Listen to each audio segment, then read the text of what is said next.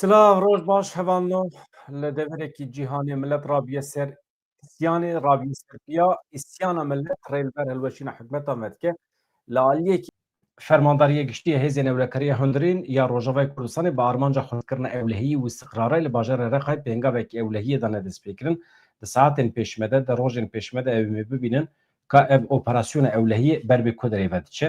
Ev mühîm e.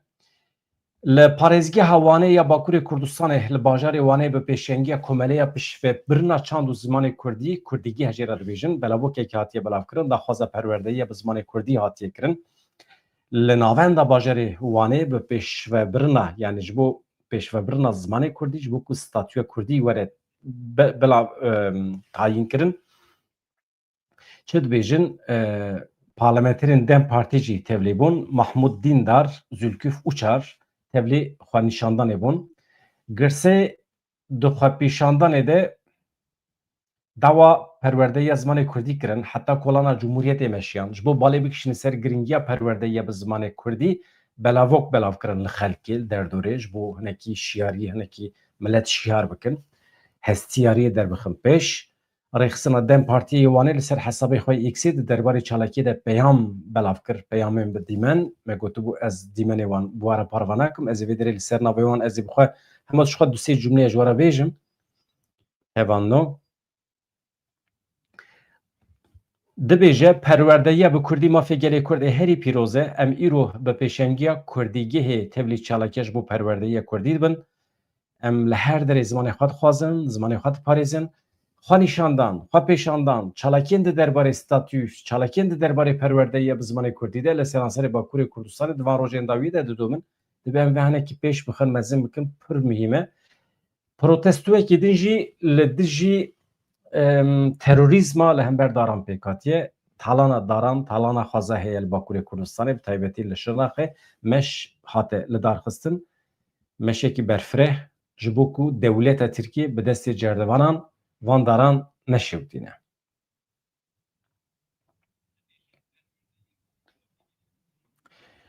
Em derbasê Rojhilatê Kurdistanê Îranê bibin hevano li wê derê dîsa rewşeke bi êş heye pênc Kurdên Urmiye li girtîgeha Tebrizê hatin îdamkirin hatin darvekirin.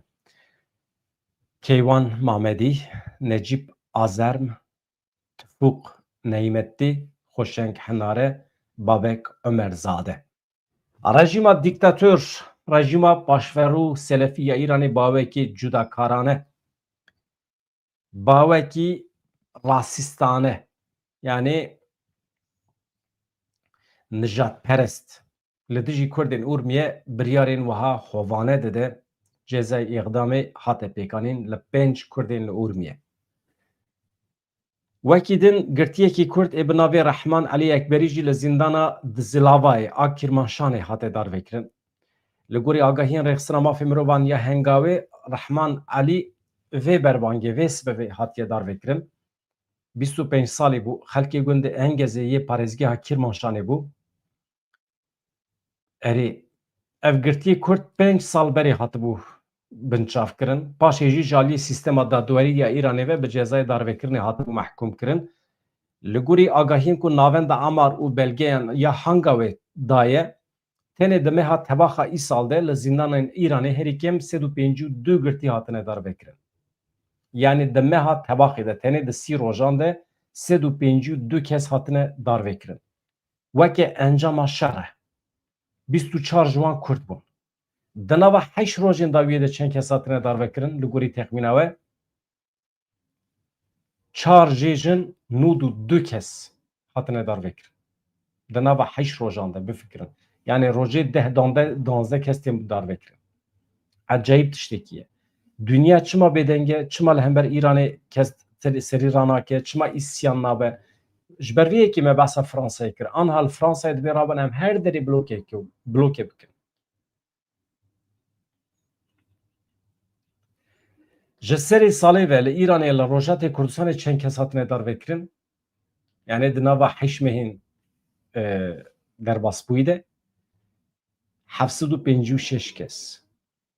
Yani mehê 100 kes. Ecayîb tiştekî ye.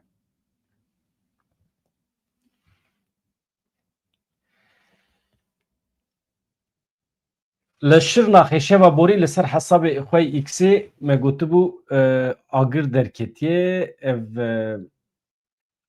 اره مدیا جواکی ام پی حسیان کوش آگره کی درکتیه لکودری لنافچه قلبانه لگنده گروره ev agir niha vemiriye hevano müdaxale hate kirin hem ji bejeyî ve hem ji esman ve ez bawer dikim walîtiyê eşkere kiriye ku tîmên rêvebirina daristanan bi du helîkopteran bi çend weseytan hatine müdaxale kirine niha agir vemiriye baş e wekî din bûyerek hinekî ecêb heye bi rêya van bûyeran ez dixwazim nîşane we bidim civak rizî ye civaka li Tirkiye perîşan bûye rezîl û riswa bûye êdî kî bikiye dê ewladê xwe davêje gendelî dizî pîsî li dere hane êdî cînayetan dest pê kiriye mesela numune ji we re bêjim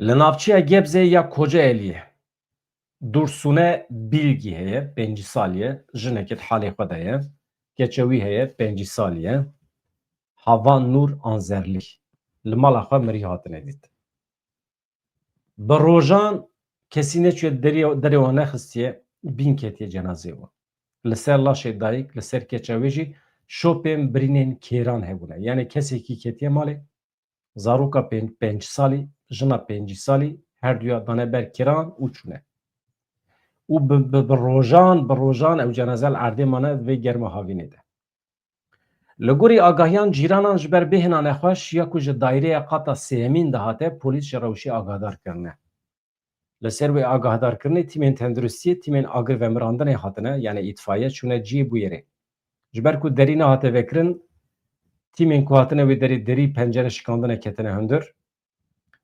Dursune Bilgîlî keça wê Havan Nur Anzerlî di nava xwînê de dîtin di lêkolîna destpêkê de hate diyarkirin ku li ser laşê wan li ser bedena wan şopên darbeyên kêran hene tîmên tenduristiyê termên dayîk û keça wê ji bo otopsiyê ve guhertin saziya tipa edlî niha kî çawa çêbûye kurê malbatê wan daye kurê wan ji kurê malbatê dikevin şipê ew jî niha xuya nake Dursune Bilgîlî ji hevjînê xwe cuda bûye yani bi kurê xwe re li eynî malê dima kurê wî ev demekî ne li malê ye wenda ye polîsan ji bo dîtina kurê malbatê dest bi lêgernê kir lêpirsîna di derbarê bûyerê de berdewam dike êdî em nizanin gelo ew kesê ku pêra zêwiciyê hatiye her duya kuştiye kurik jî ji tirsa reviye xewanda kiriye û yan jî bi xwe re biriye êdî em nizanin mesele heqeten tevlî heve van rojan meselên cînayetê pir zêde çêdibin hevan nûçeyekî baş jî heye li Norwecê nüfusa Norwecê ji qas kêm e ya 5.6 milyon heqeten min digot qey zêdetir e zêdetirî 4 milyon hilbijer ji bo hilbijartina 369 endamê meclîsa netewî ya Stortingê çûn ser sandoqan du Kurd hatine hilbijartin derdê min ew dixwazim ji we re bêjim du Kurd hatine hilbijartin li Norwecê niha wekîlin di hilbijartinan de ku doh pêk hat Partiya Karkeran ya dibin serokatiya Serokwezîr Jonas Gahr Store de weke partiya yekem hate hilbijartin li gorî encamê destpêkê Partiya Karkeran 28.1 deng wergirtine hevpemaniya çep navendî heye ya Partiya Karkeran yani ev ji gelek partiyan pêk te Partiya Çepê ya Sosyalîst e Partiya Navendê ye bi qasî yani hemiyan bi hev re ev ittifaq dibêjin heştî û hed kursî bi dest xistine ev hevpeymanî dibin serokatiya Partiya Karkeran de ye 98 salin di hilbijartina de dibe yekem ji 369 kursiyan benda 85 kursiyan derbas kir yani 87 kursî bi dest xistine hevpeymaniya rast navendî ew jî bi pêşengiya Partiya Pêşveçûnê ye wan jî 81 kursî bi dest xistine li gorî encamên destpêkî Partiya Pêşveçûnê ji 24.2 deng wergirtine bûye duyemîn wekî din Partiya Muhafazakar heye ew jî 14.5 deng werdigirtine bûye Partiya sêyemîn Partiya Navendê heye Partiya Çep ya Sosyalîst heye Partiya Sor heye tonkî partî hene ew jî سه نقطه نزانم چه 4 5 puan bi dest xistine velhasıl hikûmet ava nabe ji bo ku hikûmet ava bibe dibe bi van partiyên biçûk re bikeve nava hevkariyek yani pêdiviya vê partî bi partiyên biçûk heye hikûmeta kêmanî ya dibin seroketiya Serokwezîr Stor de ji bo desthilatariya xwe bidomîne pêdiviya wê bi piştgiriya partiyên biçûk heye piştî serketina Partiya Karkeran di hilbijartinê de tê texmînkirin ku di demekê nêz de dest bi hevdîtinê ji bo avakirina koalîsyonekî werêkirin. Jonas Gahr Stor hîn jî pêwira serokwezîrtiyê dimeşîne. Min dixwaz ez basa wan her du wekîlan jî bikim. Di hilbijartinan de du namzetên Kurd ji nû ve hatine hilbijartin ketin parlamentoyê. Yek ji wan Seher Aydar e ji Partiya Sor hatiye hilbijartin. Yêdin jî Manî Hüseyn e. Manî Hüseynî jî ji Partiya Karkeran hatiye hilbijartin. Ew her du jî dîsa bûne parlamenter. Niha em derbasî Fransayê bibin li wê derê niha îsyana millet heye dest pê kiriye hûn zanin li Fransayê hikûmet ket wextê ku hikûmet ket Macron çû wezîrê parastinê anî wezîfedar kir yani Sébastien Lecornu. Îja millet li dij derdikeve millet hez nake ji vê rewşê çalakiya erê piştî ku Serokkomar Emmanuel Macron Sébastien Lecornu'yü weke serokwezîrê nû tayin kir çalakiyan dest pê kir ev biryar ji aliyê Partiya Muxalefetê ve bi tundî hatibû rexnekirin ev helwesta Macron ku bi tena serê xwe tê kesekî wezîfedar dike tayin dike. Li Parîsê vê serê sibê li gelek deveran şer û pevçûnan dest pê kir herîkên pêncî û yek kes hatin binçavkirin li heremên cuda jî heşt kes hatin binçavkirin. Li Parîsê depoyeke otobüsê ji aliyê polîsan ve hate vêkirin xwe pêşanderên ku derketin serê rê tev hatin binçavkirin. Çalakiyên girtina rêyan li bajara dewam dikin mesela bi taybetî li bajarê Rojavayê welêt li Canê li ser viyadûka Kalîxê agir hatiye vêxistin li Bordeaux jî bi aynî awayê depoya tramvayê di demekî kin de ji aliyê polîsan ve hate vêkirin. Niha mesele çi ye vê derê em dibînin ku di nava milletê xelkê de îsyan heye wextê ku nerazîbûna xwe beyan bikin hema dadkevin kolanan navê ewa wan jî ye navê çalakiya wan dibe werin em her derê bloke bikin. Hevalno çalakî bes wê bandorê li çûnûhatinê nekin wê bandorê li gelek sektorên cuda jî bikin li Fransa plansaziya greva li depoya Amazonê ya li Essenoyê ew jî û her wiha karkerên şîrketekî din heye wan jî dest bi grevê kir li rafîneyên cuda ên şîrketên wan hene navê wan ji we re nebêjim şîrketên Fransayê ne bank kirine li karkeran dibêje karê xwe berdin tevlî çalakiya grevê bibin ji bo ku em bikaribin Macron bixin zehmetiyê. Di encama dengdana nêzîkî 30 zanîngehan de wê xwendekar tevlî meş û blokan bibin çav li rêyek û li Parîsê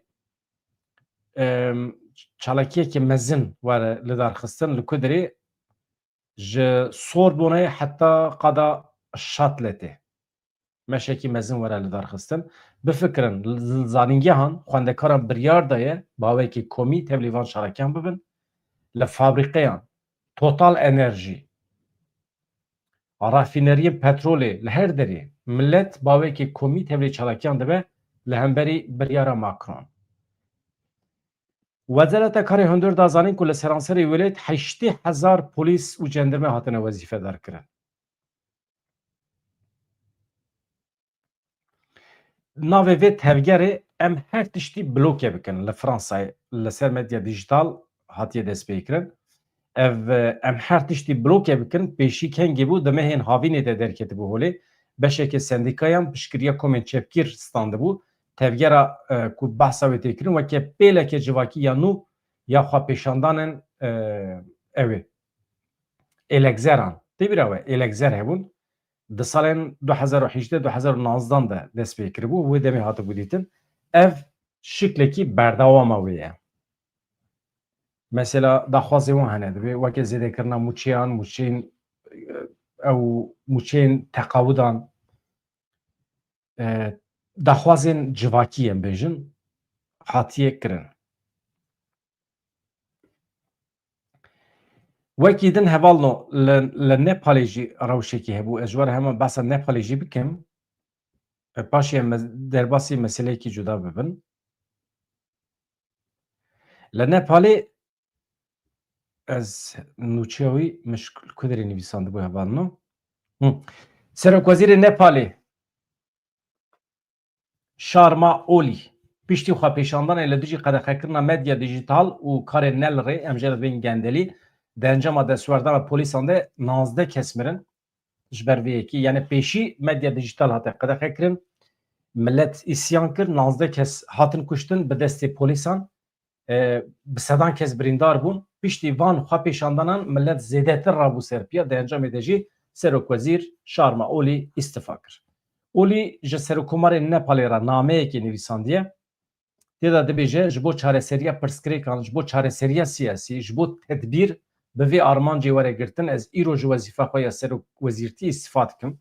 Biryara îstifayê piştî çalakiyên şermezarkirinê hate dayîn piştî ku gelekî kesan jiyana xwe ji destan Wezîrê Karê Hundir Ramesh Lekhak jî îstifa kiribû. Rayedarên Nepalî diyar kirin ku di xwepêşandanên li dijî qedexekirina 26 platformên medya dijîtal de 19 kesan jiyana xwe ji dest dabû. Medya heremî jî diyar kir herî kêm 200 kes birîndar bûne. Piştî ku mirovan jiyana xwe ji destan Wezîrê Karê Hundir Ramesh Lekhak îstifa kir hata ragandin piştî bûyeran sibeha sêşemê jî platformên medya dijîtal ji nû ve hatin serbestkirin. Amnesty International Afiya Navnetê wî tekildarê destwerdana polîsan bangekî kiribû lêpirsînekî tam dabû dest pê kirin wan jî ji dewletê xwestibû vê meselê rehet bernedin lêkolîn bikin hevanno.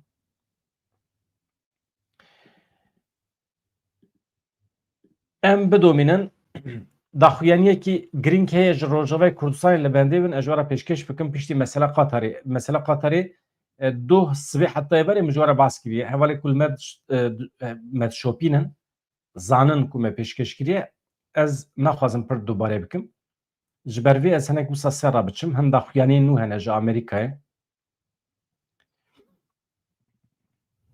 Serokwezîrê Qatarê got mafê rewa yê hikûmeta welatî wî heye bersiva êrişa İsraîlê bide û amaje pê kir ku herem di qonaxeke çarenivîsê de ye yani qedera xwe divê diyar bike.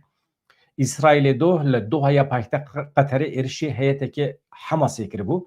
Serokwezîrê Qatarê Şeyx Muhammed bin Abdulselman El Sanî di civîneke rojnamegeriyê de behsa êrişê kir got mafê Qatarê heye bersiva vê êrişê bide. Em gihîştine qonaxekî pir hesas dibêje. Serokwezîrê Qatarê her wiha got baweriya me ew e em îro gihîştine qonaxekê çarenivîsaz. Divê ji hemû heremê ji bo van kiryarên hovane bersivek hebe. Şeyx Muhammed bin Abdurrahman amaje bi hewldanên hikûmeta welatê xwe kir ên ji bo bidawîkirina şerê xezayê, vegerandina aramiyê, vegerandina ewlehiyê ji bo heremê. Yani dibêje welatê me di nava xebatan de ye. Yani İsraîl çima metke hedef. Li ser vê mijarê got tiştek me ji rêya navbenkariyê ya li herêmê dûr naxe. Dibe em ê xebatên xwe yên ji bo aştiyê ji bo navbenkariyê em ê bidomînin. Tu tiştekî me ji vê rê nikare dûr bixe. Wekî din Serokwezîrê Qatarê ji ber êrişa İsraîlê van meseleyan şermezar kir. Dibêje êriş weke terorîzma dewletê. Dibe em wisa dibînin terorîzmekê dewletê ye. Em vê êrişa İsraîlê bi tundî rexne dikin, şermezar dikin. Benyamin Netanyahu heremê ber vê bê serûberiyê ber vê alozyan ve dibe dibêje. Ki Şeyx Muhammed bin Abdurrahman. Wekî din çi gotiye êrişa İsraîlê di demekî de qewimî ku heyeta danûstandanê ya Hemasê pêşniyaza serokê Amerîkayê Donald Trump ya taybetî ji bo agirbestê guftûgo dikir. Serokwezîrê Qatarê pirsî gelo piştî êrişê derfeta dîplomasiyê êdî maye nemaye. Derfet kêm biye dibêje. Di derbarê agahdarkirina Qeteriyan de jî ji alî Amerîkayê ve got ew 10 saet piştî êrişê hatine agahdar kirin. 10 deqe. Na 10 deqe. Artêşa welatê me nikaribû rê li ber bigire ji ber ku ji aliyê radaran ve nehatibû tespît kirin. Serokê Amerîkayê jî çi gotiye biryara êrişa İsraîlê ya li ser Qeterê bi temamî ya Serokvezîrê İsraîlê Benyamin Netanyahu bû. Dibêje îşim pê neketiye min biryar nedaye ji bo rawestandina êrişê jî dibe heqeten dema me tune bû tam di deqa dawî de em pê hesiyan. Rast dibêje derû dibêje ez nizanim ama Trump dibêje bombebarana li ser Qeterê xizmeta armancên İsraîlê yan jî xizmeta armancên Amerîkayê nake. Welatekî serwer hevpeymanekê nêzîkî Amerîkayê Qeter ji bo pêkanîna aştiyê bi me re gelekî hewl dide dixebite bi wêrekî riskan digire ser xwe pesnê Qeterê dide. Trump da zanîn ku biryar ji aliyê Netanyahu bi xwe ve hatiye dayîn. Biryar ne ji aliyê min ve hatiye dayîn.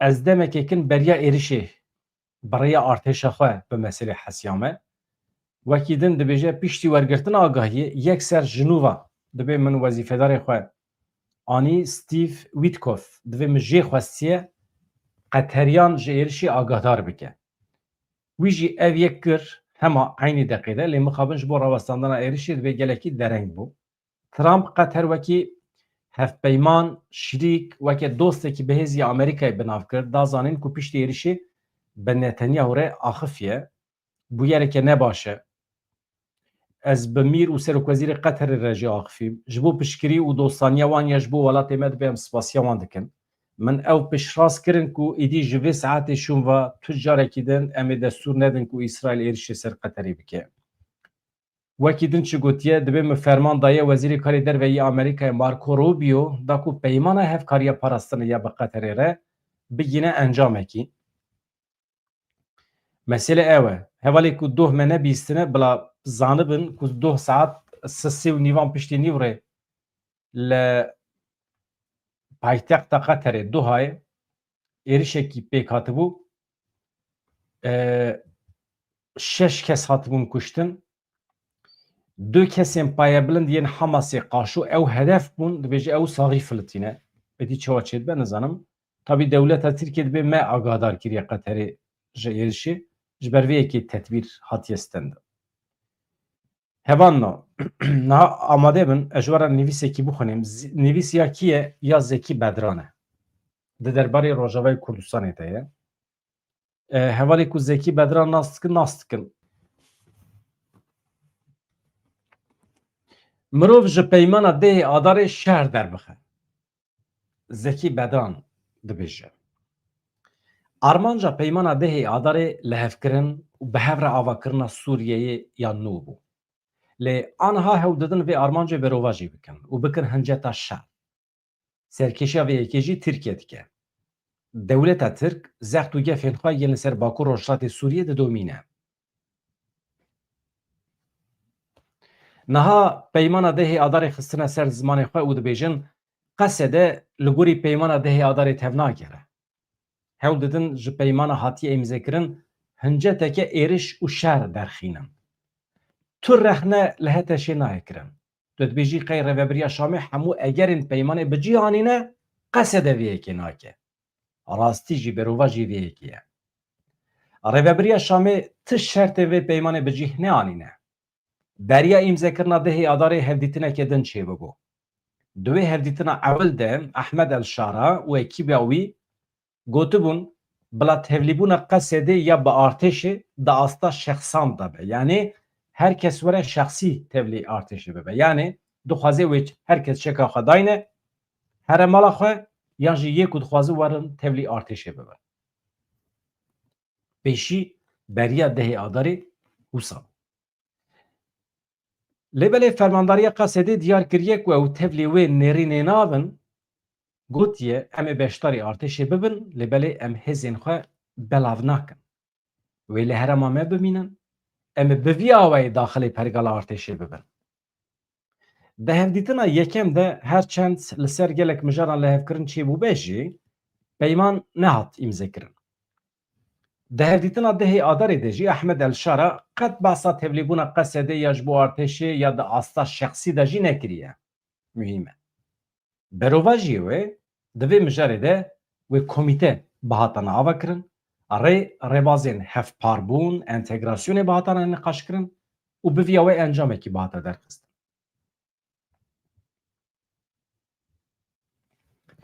halên peymana dehê adarê ji xwe tên zanîn îcab nake em li vê derê dubare bikin.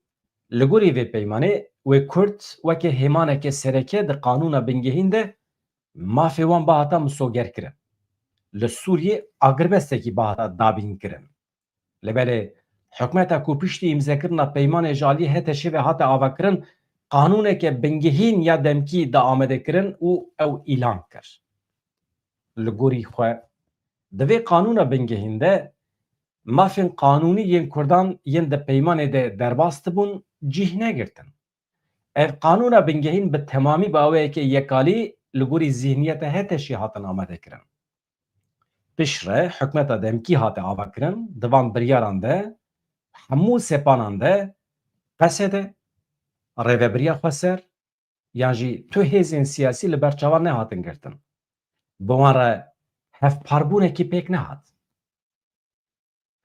Rêveberiya xweser qesê de ji destpêkê ve ye serdema Baasî di nav de hemû caran daxwaza Sûriyeyeke demokratîk kirine.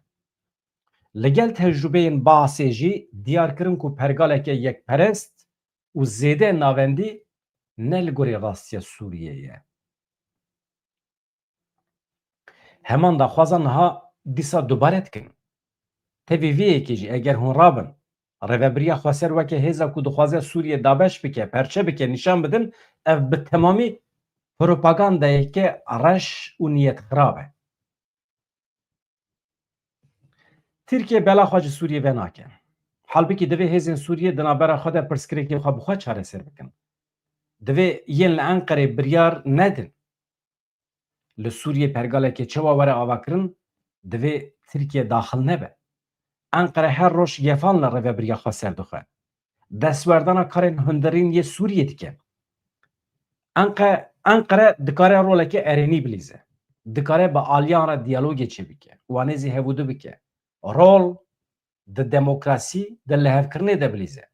Lê tişta tê kirin tam berûva ye. Enqere ji HTŞ zêdetir gefê li qesedê dixwe. Dibêjin an hûnê radest bibin, teslîm bibin, dest ji maf û daxwazên xwe berdin, hêzên xwe yên parastinê belav bikin, yan jî em ê wê derê veguherînin kabûsekê ye.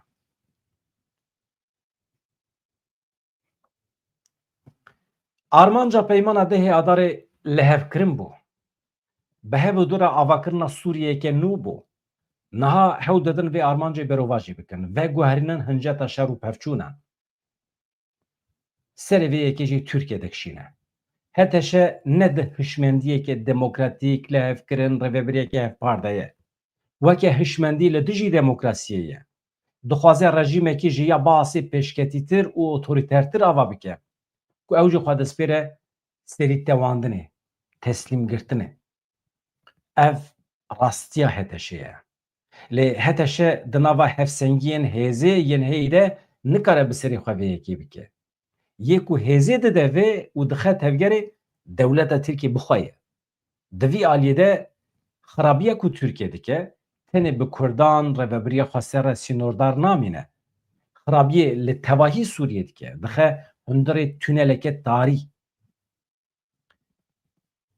Ew qas pirsgirêkên giran yên Tirkiye hene. Ew qas serê xwe bi van pirsgirêka re êşandibana niha tevahî pirsgirêkên xwe yên navxweyî çareser kiribûn. Dijminahiya li dijî Rojavayê Kurdistanê berdewamiya pirsgirêka Kurd e. Eger pirsgirêka Kurdan çareser bikin, pirsgirêka wan a bi navê Rojava jî namîne. Dibêjin em ê xwişk û biratiya Kurd û Tirkan çêbikin. Yani dibêjin eger wisa be, eger gef û tehdîtê xwe bînin cih, eger behsa qirkirinê bikin, wê Kurdên li Rojavayê Kurdistanê jî bibin xwişk û birayê wan. Yani ji alîkî ve jî behsa vê jî dike, merî wisa jî dikare fehm bike, dibêje tim behsa xwişk û biratiya Kurd û Tirkan dikin. Ma Kurdên Rojavayê Kurdistanê ne xwişk û biran e, behsa wê dikin. Eger Tirkiye divir de ciddî be, ma wê xwişk û biratiya xwe bi HTŞ bida şikandin. Yani dibe em bawer nakin ku dewleta Tirk di meselên xwe xwişk û biratî de ciddî be. Eger ciddî biya, eger Kurdan weke birayên Tirk, weke xwişk û birayên Tirkan bidîtana, wê Rojavayê Kurdistanê jî wisa bidîtana, ew ê birayên xwe bi HTŞ neda bana şikestin. Duwê manê de dibêje. Yani ji ber ku nivîs girîng e, ez hema dubare bikim, mizike. ew qas pirsgirêkên giran ên Tirkiye hene. Ew qas serê xwe bi wan pirsgirêka re êşandina eger ew qas serê xwe bi wan pirsgirêkan re êşandibana niha tevahî pirsgirêkên Tirkiye çareser kiribûn. Dijminahiya li dijî Rojavayê Kurdistanê berdewamiya pirsgirêka Kurd e. Eger pirsgirêka Kurdan çareser bikin, pirsgirêka wan a bi navê Rojava jî namîne. Dibêjin em ê xwişkûbiratiya Kurd û Tirkan çê bikin. Eger wisa be wê Kurdên li Rojava jî bibin xwişkûbirayê wan. Eger Tirkiye divir da ciddî be, ma ew ê xwişkûbirayê xwe bi hetişî bide şikandin. Gelo eger Kurd bêne qirkirin wê xwişkûbiratiya Kurd û Tirkan çê bibe? Dipirse Zekî Bedran. Mesele ev e. Hevan ez xatir cevap bixwazim. Êvarê ez bernameyekê çê bikim berfireh, analîz, dunyayê de çi heye, çi tune, çi diqewime, ka çil bendame ye. Ez tenê zanim rojên germ li benda me ne, ez tenê zanim ku dewleta Tirk û İsraîlê wê werin hemberî hevûdû, neyên hemberî hevûdû jî dewleta Tirkî bi tu away rê nade ku li Rojavayê Kurdistanê pergalekî Kurdan ava bibe ji wî ew ê xwe ji êrişê re amade dike. Ama milletê Kurd jî bi tu away rê nade ku destkeftî wanê di encama şer û pevçûnên 14 salan de bi dest xistine wenda bibe. Milletê Kurd destûr nade destkeftî wan wenda bibe. Milletê Kurd xwedî qirar e, bi biryar e. Baş e? Ji ber vê yekê alîkî dixwaze têk bibe, alîkî jî dixwaze hebûna xwe biparêze. Şer û pevçûn hinek xuya dike, yani li ber derî xuya dike. Rojava karwan mala te ava her hebî. Tu li Norwecî ne hilbijar ji ber vê hayetê ji hilbijartina heye li wê derê. Baş e. Gelek spas dikim. Hevan ji bîr nekin endametiya xwe jî, abonetiya xwe jî, layka xwe jî, her tiştê ku ji vê kanalê pêş dixe çi îcab dike bikin ji kerema xwe re. Xatirê we silav rêz. Êvarê bernameyekê çê dikim 21 de mîvanekî min heye ez sürprîz ji dihêlim ji we re. Dem baş.